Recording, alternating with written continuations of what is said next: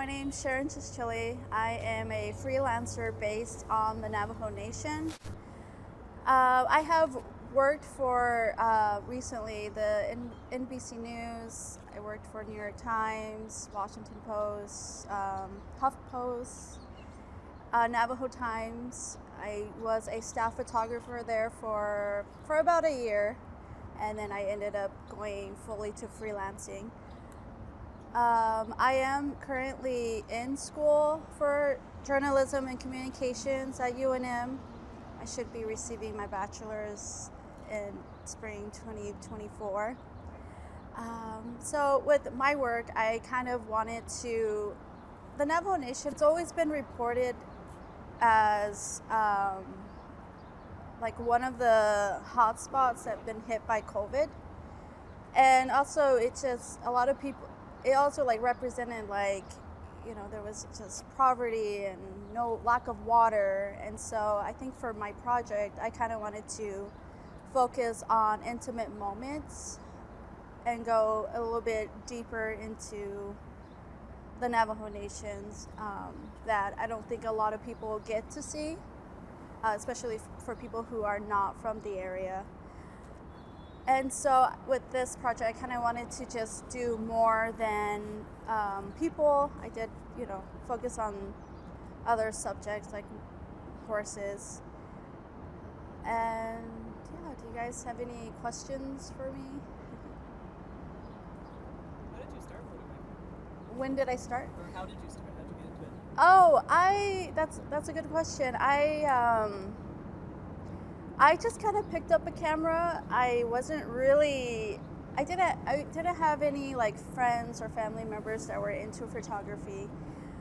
So for me, I bought a film camera in high school, and I just started playing around with it. And eventually, when I got into college, I went to digital, and I started photographing digitally.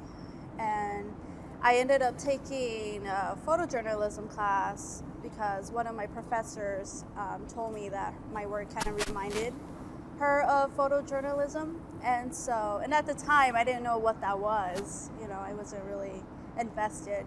And so I ended up taking a photojournalism class at UNM. And from there, I just kind of, my photography career took off. When I have an assignment, I think the first thing I do is just try to talk to the person I'm photographing. You know, instead of just going into the environment and taking photos, you know, I ask them, you know, even just asking simple questions like, you know, how's your day? You know, how are you? And even asking questions about them, like, what do you like to do for fun? And, you know, and some of these people are like, they're artists too, so they either like paint or they make their own jewelry, and that's like a great opportunity to, you know, see them in action, and also for them to show you their workspace. And I think it's such a nice like moment for them to invite you into that. It's such a nice intimate moment, and it's funny because I'm from the Navajo Nation, you know, and I with photography, I was able to explore different reservations that I'd never been to, even though I'm from the area, you know. And so, like Rough Rock, I think this one was Rock Point. This is, you know, 2 hours away from me. And also with this one, Kienta is this one. And so, you know, photography really helped me get to know the place where I grew up in, and also it helped me, you know, get to know like people in the area as well. Can you tell us, this one is so unusual, Oh, surprising? yeah. I love it. Can you tell us like just a little backstory about it? So Naomi Glasses is actually really popular on TikTok, and so she has to drive like, you know, far just to go to a skate park. And so, and this area is very rural. There's not too much things going on. And so she started skateboarding on the sandstones in her area. And so I actually did this piece for the New York Times. And so they asked me, to photograph, skateboarders in my area. And so the person I thought of was Naomi Glasses, because she really. And where are you standing when you took that picture? I was standing on top of another hill. Yeah, and I just shot down. I used a 70 to 200. I believe the camera I had at the time was a Canon 80D. I love that you really chose to sort of pull back and Yeah. show us the whole environment, because that's really what makes it so unusual. Yeah. When you ever see someone skateboarding. And especially looking, like in the background, you when taking a photo, you want to see what's in the background, make sure the composition is right, make sure like there's nothing, coming out of his head, like a light pole, or that's something to look out for and to make your photo stronger. And so for him, he's in high school and he's a really good runner. And so these are all the medals that he won, all the awards. And so I kind of just positioned him, where he's kind of like framed in there, instead of having him right here, where it kind of felt a little off for me. Especially with this one right here, I really love the cloud. I think it really complemented the photo. It also filled up the space. Whereas if that cloud wasn't there, it would just be clear and, it would be empty space. So I positioned him where he was, right when he rode right here, that's when I took the photo, just so it kind of balances. In this one, there's a couple of what compositional techniques do you see there? Yeah. Yeah, so Q and his dad were doing a prayer in their family sweat lodge. And so, how do you make that photo interesting, And so, a good thing to do also when you're doing photography, just look around, like go into buildings, just examine the area that you're in. And so I thought, a good way to make it more interesting was to take it inside and shoot it out. I think for me it's really exciting, just to be able to get to know this person more and being able to go into their space, and like everyone has a story. And so I think it's such a privilege for me to be able to be a part of that and also document that, their story.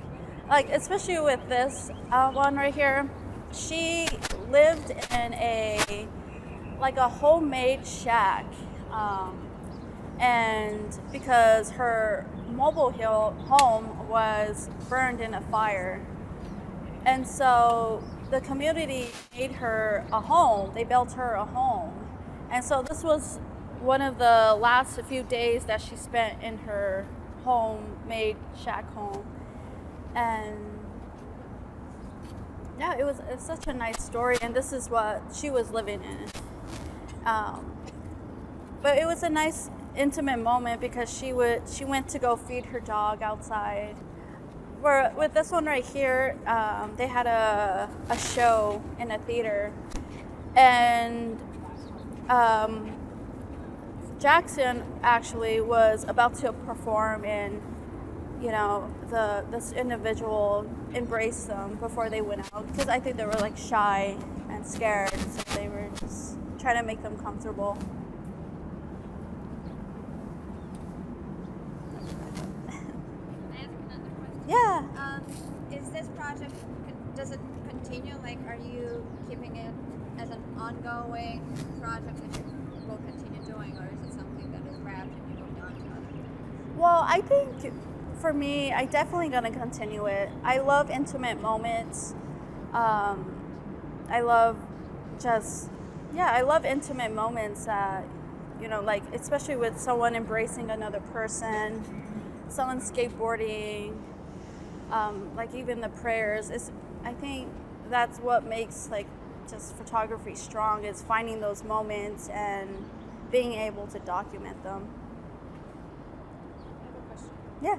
I'm curious about, I know that you said that in a few of these you've built like a relationship with the person you're photographing, and I guess I'm just curious how much power you give them in the way that they're being photographed, or if like that's a conversation of like how they're choosing or willing to be represented. Yeah. I think that's where, being able to make them comfortable with you comes in. Because sometimes, like you ask them about their work, and they're like, oh, come, this is where I work at, this is my desk, this is my room, these are my art, and I think that's why having a conversation and making them feel comfortable is really helps in the process.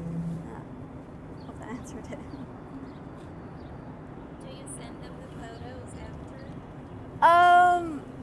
Sometimes if I'm working for a publication, then I would wait until after the article's released. Yeah, so. Can I ask you something?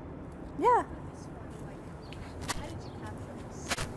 The horseman? The one that yeah. Well, we had a little snowstorm one morning, and so I went out to go take a photo of, just something. At the time I was working for Navajo Time, so they're like, go find us an interesting, photo because of the storm.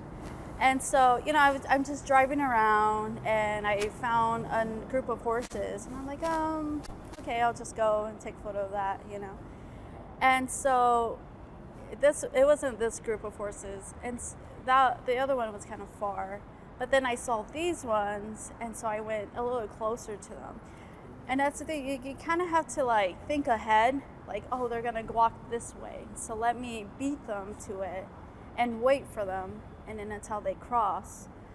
So that's what I did right here. I was a little bit ahead, and I just picked a spot that I knew that I wanted to take the photo. And I kind of wanted to take, just where it kind of, there's like a framing kind of. And so I just waited for the horses to pass by, and once they did, I took the photo. Yeah. And I think that's another thing, it's very important to how you approach the individual or what you're gonna take a photo of. Instead of me rushing and like scaring the horses away, you just kind of have to kind of like blend in and move slow. And especially it applies to like taking a photo of someone. You definitely want to get to know them, ask them questions, start a conversation, just so they're comfortable with you. Do you have a favorite or a few favorites, or are they kind of equal to you? I think my favorite one, I love them all, but I think this one would have to be one of my favorites, just because it was a nice, intimate moment for me, and I really enjoyed those moments. And for someone that I don't know, and being able to show me that, it's such a privilege. Sharon, thank you so Thank much. you. Really appreciate all of everything. Yeah.